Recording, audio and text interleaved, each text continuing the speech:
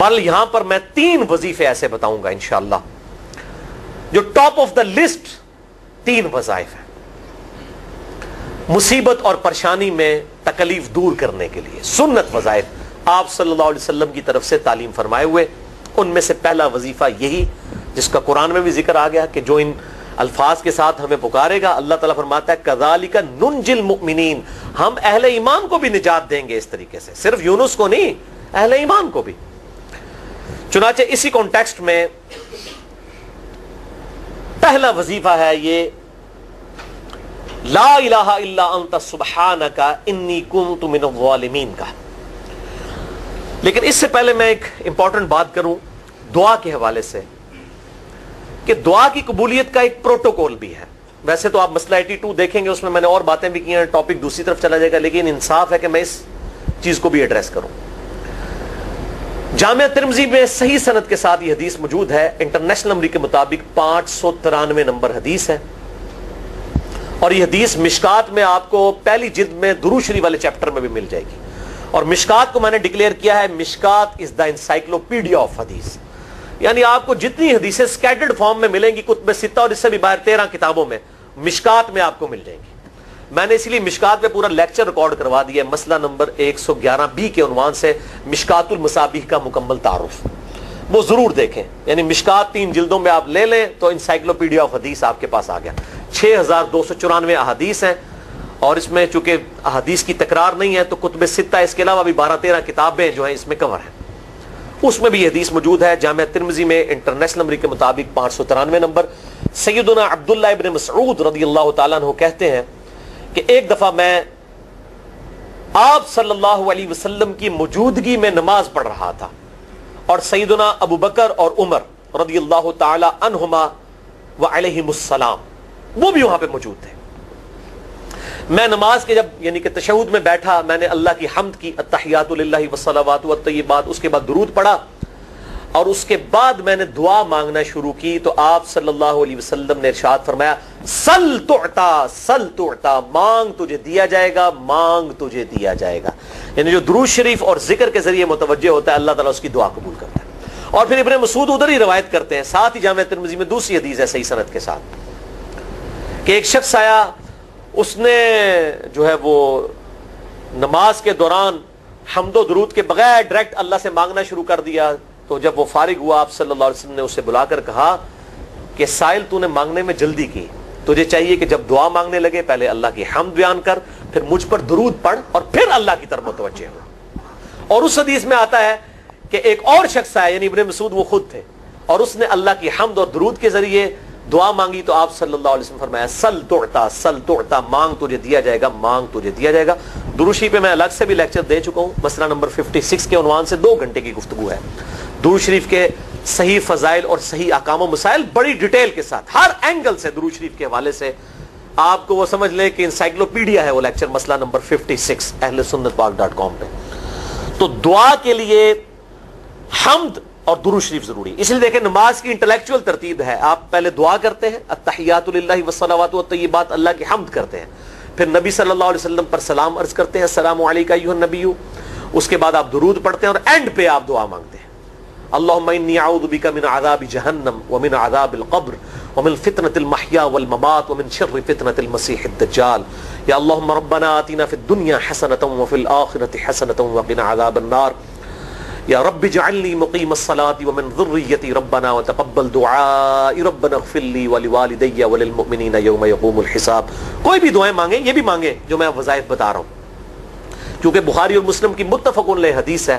مشکات میں آپ کو تشہد والے چیپٹر میں حدیث مل جائے گی کہ نماز میں تشہد میں درود کے بعد جو چاہو اپنے رب سے مانگو، یعنی عربی میں مانگنا ہوگا، دعائیں مانگے، دعائیں معصورہ کتاب و سنت میں جتنی ہیں وہ مانگے، اس کے علاوہ بھی مانگ سکتے ہیں اگر الفاظ درست ہوں لیکن عربی زبان میں.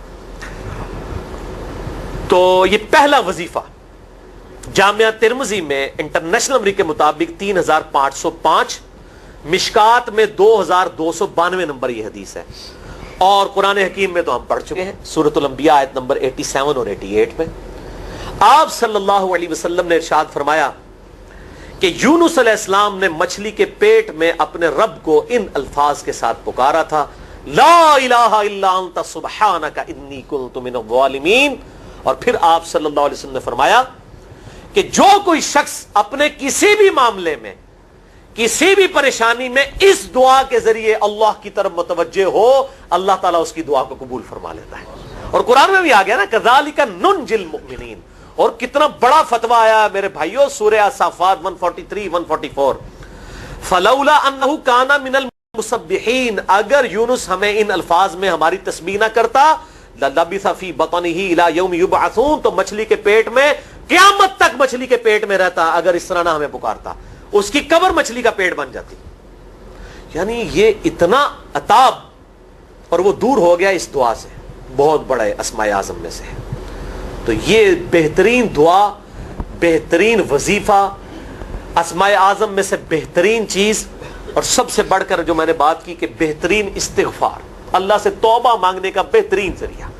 اور کس طریقے سے, اے اللہ تو پاک ہے نا, تجھ سے تو غلطی نہیں ہوگی, میں بندہ ہوں غلطی کروں گا, تو اللہ نے تو معاف کرنا ہے نا, کیونکہ جب بندے نے اپنی عاجزی کا اظہار کر لیا ہے اور اللہ تعالیٰ کو بتایا اللہ یہ تیری کوالٹی ہے, تو غلطی نہیں کرتا, تو میں تو انسان ہوں غلطی کروں گا. تو یہ ہے پہلا وظیفہ. دوسرا وظیفہ وہ بھی جامعہ ترمذی میں انٹرنیشنل نمبر کے مطابق 3524 نمبر حدیث ہے, لیکن ترمذی کا طریق جو ہے وہ ضعیف ہے. یہ میں پہلے بتا دوں, امام ترمذی نے ساتھ لکھا ہے یہ روایت کمزور ہے, لیکن ضروری نہیں ہوتی کہ روایت اگر ترمذی میں کمزور ہے تو کہیں اور وہ روایت صحیح نہیں موجود ہے. اس کی صحیح سند المستدرک للحاکم میں انٹرنیشنل نمبر کے مطابق 1862 نمبر موجود ہے, اور سنن نسائی الکبریٰ میں 10492 نمبر ہے, اور مشکات میں بھی 2454 نمبر حدیث ہے انٹرنیشنل نمبر کے مطابق. تو صحیح سند المستدرک للحاکم اور سنن نسائی الکبریٰ کے اندر موجود ہے. اور وہ وظیفہ ہے انس ابن مالک کہتے ہیں اور سعد ابن ابی وقاص کہتے ہیں رضی اللہ تعالی عنہما وعلیہم السلام, کہ آپ صلی اللہ علیہ وسلم کو جب کبھی کوئی تکلیف یا پریشانی پہنچتی تو آپ صلی اللہ علیہ وآلہ وسلم ہمیشہ ان الفاظ میں اپنے رب کو پکارا کرتے ہیں, یا حی یا قیوم برحمتک استغیث, اے خود سے زندہ ہر چیز کو تھامنے والے میں تیری رحمت کے ساتھ تیری مدد کا سوال کرتا ہوں. استغیث بولیں گے نا الف کے ساتھ حمزہ کے ساتھ تو یہ سنگولر کا صیغہ ہوگا, اور اگر ہم بولیں گے نستغیث نون کے ساتھ تو یہ جمع کا صیغہ بن جائے گا. یہ میں اس لیے بتا رہا ہوں, لوگ پوچھ رہے ہوتے ہیں جی بعض جگہ لکھا ہوتا ہے جناب نستغیث, بعض جگہ لکھا ہوتا ہے استغیث, کیا کریے وہ نستغیث جمع کا صیغہ بنا لیا جاتا ہے. جیسے دعا ہے سنن ابی داؤد میں اللہم اجرنی من النار, لیکن اگر جمع کا صیغہ بنائیں گے تو اللہم اجرنا من النار ہو جائے گا. اس طریقے سے دعائے قنوت کے الفاظ ہیں اللہم اہدنی فی من ہدیت, تو جمع کا صیغہ ہوگا اللہم اہدنا فی من ہدیت. یہاں پر بھی ہے یا حی یا قیوم برحمتک استغیث سنگولر کا صیغہ, اور نستغیث پلورل کا صیغہ جمع کا صیغہ. کتنی بہترین دعا ہے, اے خود سے زندہ ہر چیز کو تھامنے والے میں تیری رحمت کے ساتھ تیری مدد کا سوال کرتا ہوں. تو یہ بھی اسماء اعظم میں سے ہے. سنن نسائی الکبریٰ کے اندر صحیح سند کے ساتھ 10492 اور المستدرک للحاکم میں 1862 نمبر. اب یہاں پہ میں ایک ضمناً بات بتا دوں سنن نسائی الکبریٰ کے بارے میں, چونکہ اکثر لوگ پوچھتے ہیں. میرے بھائیوں ایک سنن نسائی وہ ہے جو کتب ستہ میں ہم پڑھتے ہیں, اس میں یہ کتاب لکھی ہے امام احمد بن شعیب نسائی رحمہ اللہ تعالی المتوفا 303 ہجری. کتب ستہ میں یہ ویسے 5ویں نمبر پہ گنی جاتی ہے, لیکن بخاری اور مسلم کے بعد دنیا میں سب سے صحیح ترین کتاب سنن نسائی ہے, سب سے کم ضعیف حدیثیں اس کے اندر ہیں. بخاری مسلم کے بعد تیسرا نمبر اس کتاب کا ہے. دنیا کی کوئی حدیث کی کتاب بخاری مسلم کے بعد صحیح نہیں ہے جتنی سنن نسائی ہے. سنن نسائی جو ہمارے پاس کتب ستہ میں ہے نا, اس میں ہے 5761 احادیث انٹرنیشنل نمبر کے مطابق, اور یہ ساری انٹرنیشنل کتابیں عربی میں, انگلش میں اور اردو میں ہماری ویب سائٹ اہل سنت پاک.com پہ فری اس کا PDF موجود ہے, آپ ڈاؤن لوڈ کر سکتے ہیں. 5761 احادیث ہیں اس سنن نسائی میں جو ہمارے پاس ہے. اسے ویسے ٹیکنیکل لینگویج میں کہا جاتا ہے سنن نسائی الصغریٰ, چھوٹی سنن نسائی, کیونکہ امام نسائی نے یہ کتاب نہیں لکھی تھی.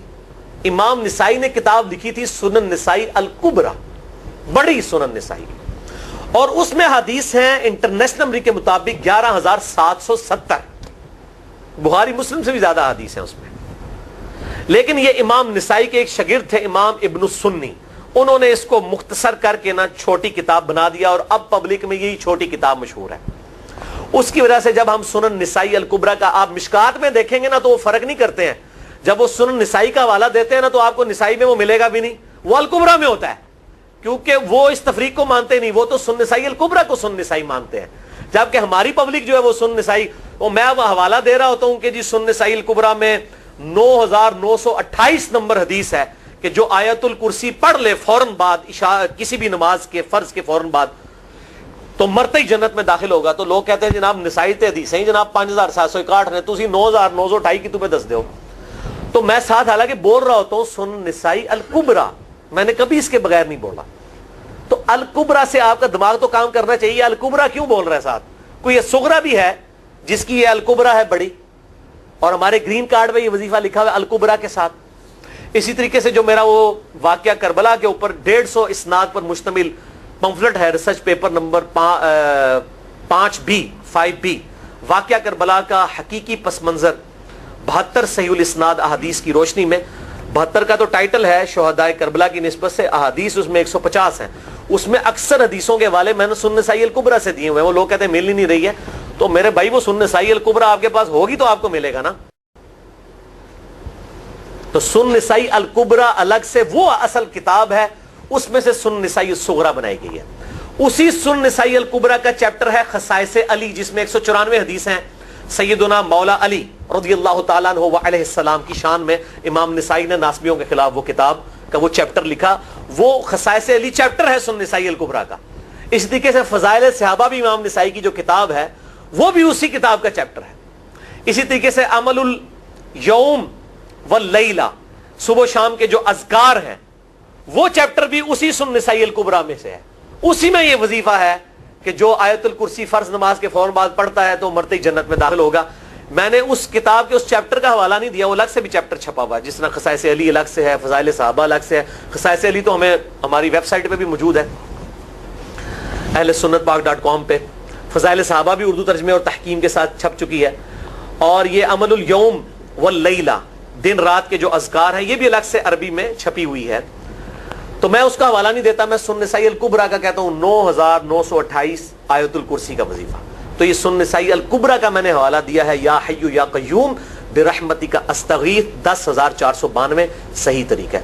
بعض اوقات کسی ایک کتاب میں ضعیف، ترمذی کا اس کا طریق جو ہے وہ ضعیف ہے، سنن نسائی الکبریٰ اور المستدرک للحاکم کا طریق جو ہے وہ بالکل صحیح ہے. جس طریقے سے سنن ابی داؤد اور سنن ابن ماجہ میں کتاب النکاح چیپٹر میں حدیث ہے، اگر میں سجدہ جائز سمجھتا تو بیویوں کو کہتا کہ اپنے خامدوں کو سجدہ کریں اس حق کے سبب جو اللہ نے ان کو دیا ہے. تو ابو داؤد اور ابن ماجہ کی روایت ضعیف ہے، اس میں شریک القاضی مدلس ہے اور ان سے روایت کر رہے ہیں، اور مدلس کی ان والی روایت سما کی تصریح کے بغیر ضعیف ہوتی ہے. لیکن ہم اس حدیث کو صحیح کہتے ہیں کیونکہ اس سما کی تصریح سنن البہیقی کے اندر موجود ہے الکبریٰ میں. تو ہم پھر اس کی بنیاد پہ کہتے ہیں چونکہ وہاں پر صحیح لہذا اس کو ہم کہتے ہیں شواہد کی بنیاد پہ صحیح. یہ میں آپ کو ٹیکنیکل چیزیں بتا رہا ہوں، یہ وہ چیزیں جو آپ کے کئی وہ جو بڑے بڑے علماء پڑھ کے فارغ ہوتے ہیں ان کو بھی یہ باتیں نہیں پتا ہوتی ہیں. وہ کہتے ہیں جناب آپ کتوں پڑھے ہو، اور میں کہنا پائی میرے آئنسٹائن تے نیوٹن نو کسی مدرسے تو پڑھنے کی ضرورت نہیں ہوتی. نیوٹن 8ویں کلاس ہی نسیا ہوا ہے، آج نیوٹن ہوتے PhD ہوتی فزکس تھی. مجھے غامدی صاحب کا جملہ یاد آیا، ان سے کسی نے پوچھا کہ یہ جو روایتی علماء ہیں اور مولانا مودودی آپ ان کو کیسے دیکھتے ہیں؟ ان کا روایتی علماء جو ہیں یہ تو مدرسوں کے اسٹوڈنٹس اور فاروق تحصیل ڈگری ہولڈر ہیں، اور مودودی صاحب جو ہیں ان کی مثال تو آئنسٹائن اور نیوٹن والی ہے، ان کے اوپر PhDs ہوتی ہیں. یہ گاڈ گفٹڈ صلاحیتیں ہوتی ہیں. ان مدرسوں کی آؤٹ پٹ مودودی صاحب اور ڈاکٹر اسرار، ڈاکٹر ذاکر نائک اور احمد دیدار صاحب تو نہیں ہو سکتے. یہ گاڈ گفٹڈ صلاحیتیں ہوتی ہیں. تو میں اس لیے ساتھ ساتھ کلیئر کر رہا ہوں تاکہ یہ جو ایمبیگوٹیز آتی ہیں اس حوالے سے وہ کلیئر ہو جائیں. بہرحال یہ دوسرا وظیفہ ہو گیا. اب تیسرا وظیفہ جو ہے کمال وظیفہ صحیح بخاری میں موجود ہے، انٹرنیشنل نمبر کے مطابق 4,563 نمبر. ابن عباس رضی اللہ تعالی عنہما کہتے ہیں وعلیہم السلام، وہ کہتے ہیں کہ سیدنا ابراہیم علیہ السلام کو جب آگ میں پھینک رہے تھے نا تو ابراہیم علیہ السلام نے اس وقت کہا تھا حسبنا اللہ و نعم الوکیل، ہم نے اللہ ہی پر بھروسہ کیا اور وہی بہتر کارساز ہے.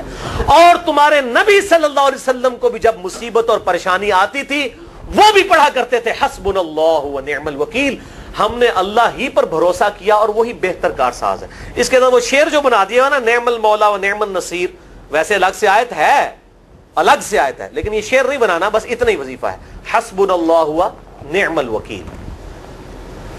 اور یہ جو انہوں نے کہا کہ نبی صلی اللہ علیہ وسلم بھی یہ کہتے تھے، اس کا ذکر الحمدللہ قرآن میں بھی موجود ہے، اس سے بھی بڑھ کر سورہ آل عمران کی 173 نمبر آیت میں ہے کہ جب نبی صلی اللہ علیہ وسلم اور اہل ایمان کو یہ خبر پہنچی کہ کافر ان کے خلاف سازشیں کر رہے ہیں، تو نبی اور اہل ایمان نے پکارا حسبنا اللہ و نعم الوکیل. تو حسبنا اللہ و نعم الوکیل قرآن کی آیت بھی ہے، اور یہ ہے وہ آیت، وظیفہ قرآن میں آیا ہوا ہے، یہ آل عمران 173 اور صحیح بخاری 4563. اور مجھے بڑا وجد آیا کہ ابراہیم علیہ السلام کو جب آگ میں پھینکنے لگے تھے انہوں نے اس وقت اللہ کو ان الفاظ کے ساتھ پکارا حسبنا اللہ و نعم الوکیل. اچھا یہ جتنے بھی وظیفے ہیں نا میرے بھائیوں، ان کا فائدہ اسی وقت ہے جب آپ کو ترجمہ بھی ان کا آتا ہوگا، ورنہ آپ روزانہ جتنی مرضی تسبیح کھینچتے رہے کوئی فرق نہیں پڑے گا. اس لیے میرا ایک پرسنل مشورہ ہے کہ جب بھی یہ وظیفے پڑھے نا آپ، اردو ترجمہ بے شک آتا بھی ہو رہا ہے، ایک دفعہ اپنی زبان میں اس کو ریپیٹ کریں. یعنی آپ پڑھیں حسبنا اللہ و نعم الوکیل، میں نے اللہ ہی پر بھروسہ کیا اور وہی بہتر کارساز ہے. آپ دیکھیں یہ صوت القرآن چینل میں جب وہ عربی چل رہی ہوتی ہے، جیسے ہی وہ مراج الدین خان کا ترجمہ شروع ہوتا ہے نا، کیسے کب کبھی تاری ہو جاتی ہے، کیونکہ وہ ہماری زبان میں بات ہو رہی ہوتی ہے نا. ابھی تو نہیں قیام اللیل میں رو رہے ہوتے، ان کی زبان میں بات ہو رہی ہوتی ہے، اپنی زبان کا اثر ہوتا ہے. اسی طریقے سے آپ لا الہ الا انت سبحانک انی کنت من الظالمین، یا حسبنا اللہ و نعم الوکیل، یا حی یا قیوم برحمتک استغیث، جو بھی وظیفے پڑھیں نا، ایک دفعہ ان وظیفوں کو جب آپ الگ سے دعا مانگ رہے ہوں اس وقت اس کو آپ اپنی زبان میں بھی دہرائیں. اور اس کے لیے کوئی تسبیح نہیں کھینچنے کی ضرورت کہ آپ نے اتنے 100 دفعہ پڑھنا ہے. تسبیح تو ویسے ٹھیک ہے، وہ آپ استعمال کر سکتے ہیں، لیکن آپ چلتے پھرتے اٹھتے بیٹھتے ہر وقت جس حالت میں بھی، اور صحیح مسلم میں حدیث ہے کہ یہ جو وظائف ہیں ان کے لیے تو کوئی وضو بھی کیا، غسل بھی پروٹوکول نہیں ہے. ہم عائشہ کہتی ہیں نبی صلی اللہ علیہ وسلم حالت جنابت میں بھی اللہ کو یاد کر لیا کرتے تھے. صحیح مسلم میں حدیث موجود ہے، جنابت والے چیپٹر میں، ہر حال میں اللہ کو یاد کرتے تھے. اور جو قرآن میں بھی دعائیں یا اذکار آئی ہیں نا، جب آپ حالت جنابت میں بھی اس کو کریں گے نا تو اس پہ قرآن کا حکم نہیں لگے گا. تو جامعہ ترمذی اور ابو داؤد میں جو حدیث ہے کہ حضرت علی کہتے ہیں نبی صلی اللہ علیہ وسلم کو حالت جنابت کے علاوہ کوئی اور حالت قرآن پڑھنے سے مانے نہیں ہوتی تھی، تو اس سے مراد قرآن کی تلاوت ہے. اگر قرآن کی دعائیں جیسے ہیں بسم اللہ الرحمن الرحیم، یہ بھی تو قرآن ہے، سبحان اللہ بھی تو قرآن ہے، الحمدللہ بھی تو، یہ اذکار جو ہے نا جب آپ اذکار کی نیت سے پڑھ رہے ہوں گے پھر یہ قرآن نہیں شمار ہوں گے، ذکر شمار ہوں گے. اور اس کے لیے نہ وضو پروٹوکول ہے اور نہ غسل کا ہونا ضروری ہے، ہر حال میں اللہ کو یاد کریں. یونس علیہ السلام نے کتنے یاد کیتا ہے؟